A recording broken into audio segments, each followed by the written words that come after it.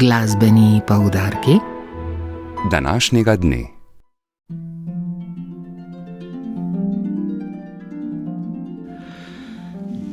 Danes vas vabimo na simfonični koncert v Mariboru.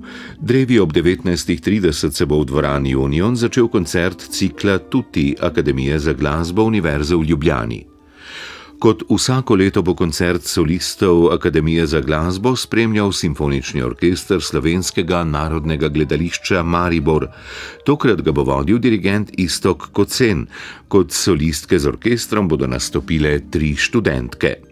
Prva se bo predstavila klarinetistka Lucija Dujmovič, študentka profesorja Jožeta Kotarja, ki bo z orkestrom izvedla prvo rapsodijo za klarinet Clauda Debussyja.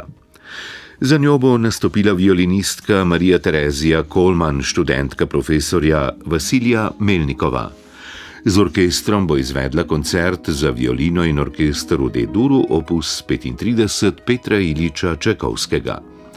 V drugem delu se bo predstavila violinistka Elizabeta Tomac, študentka profesorja Žige Branka, ki bo s Simfoničnim orkestrom SNG Maribor pod taktirko Iztoka Kocena izvedla koncert za violino in orkester v A-molu opus 53 Antonina Dvoržaka.